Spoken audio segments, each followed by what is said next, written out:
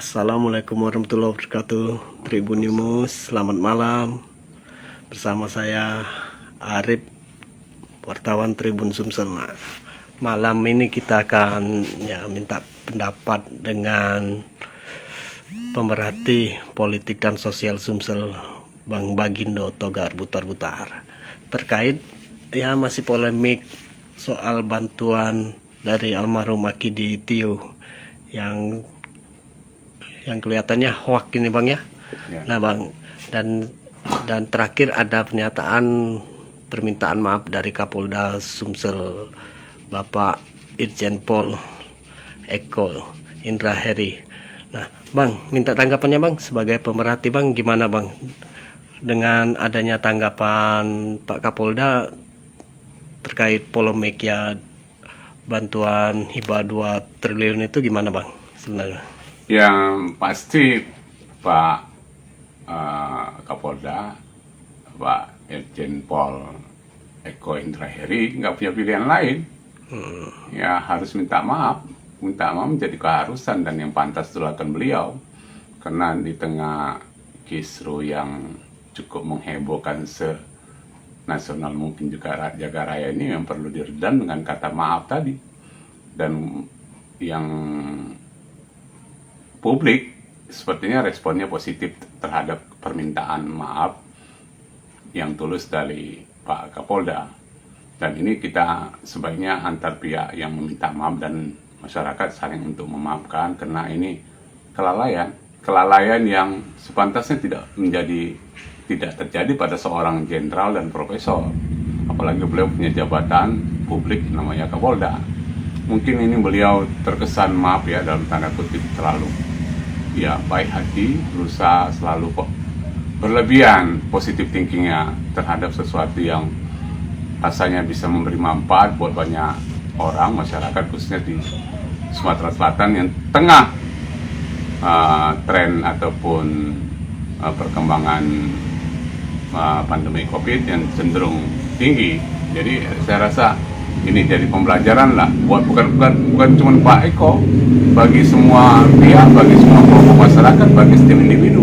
Permintaan maaf ini adalah menjadi pilihan satu-satunya pilihan yang menjadi keharusan dan yang pantas untuk disampaikan oleh Pak Eko. Ya gitu juga. Saya bukan cuma itu. Kalau Pak Eko sudah memulai dengan yang baik, yang sangat positif, kenapa yang lain nggak mengikuti?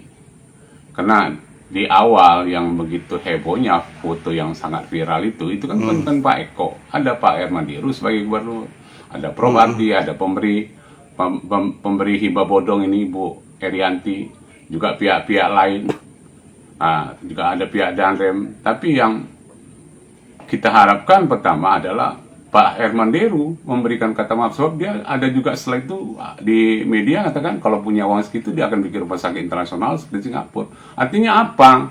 Beliau juga sudah punya menganggap bahwa dana ini sepertinya juga ada, harusnya juga konfirmasi.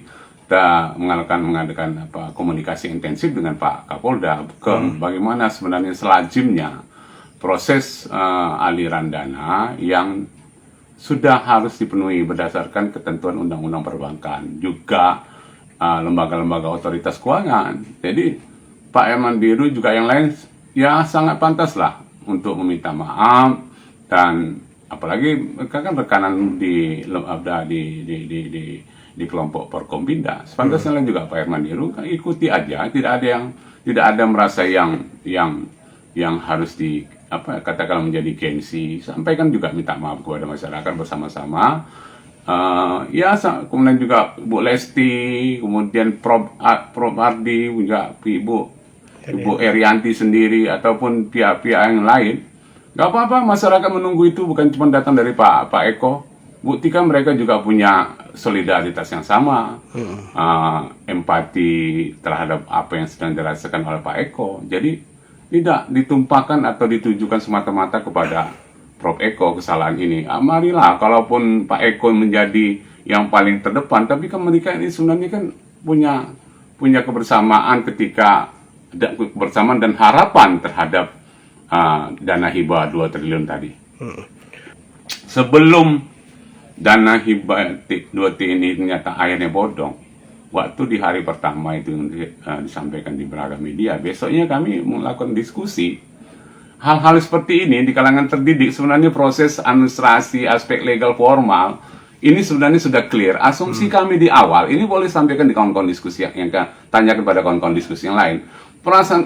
Pemikiran kami bahwa 2-3 bulan yang lalu sebenarnya uang ini sudah masuk di rekening.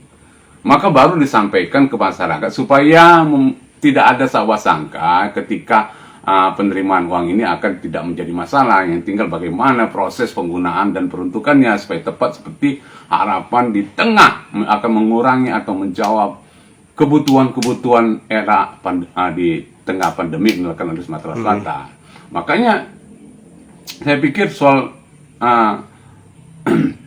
dana hibah ini setelah ini bukan cuma jadi pembelajaran.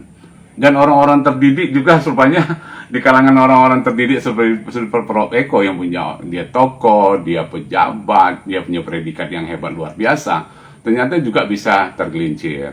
Dan ini pembelajaran buat semua supaya ekstra hati-hati ketika mengambil keputusan yang dianggap ragu, tidak salah melibatkan orang lain yang punya pemahaman ataupun ahli di bidang itu. Mari bertanya, bicarakan, baru disampaikan ke publik. Jangan begitu menjadi case seperti ini, menjadi permasalahan besar seperti ini, baru melibatkan pihak-pihak lain. Dia kan punya staf, siapapun punya staf ahli, dia juga punya bidang-bidang terkait di bidang itu, di mana dia memimpin suatu instansi atau lembaga. Tapi bila tidak ada, tanya pihak luar kan banyak. Apalagi sekarang aksesnya mudah, lewat handphone, lewat internet, misalnya media laptop atau internet, itu semua bisa dikomunikasi sekarang mudah. Tinggal bagaimana meng-cross-checknya supaya dapat hal-hal informasi yang valid dan layak untuk dipatuhi. Kira-kira begitu. Jangan lupa subscribe, share, komen, dan like ya.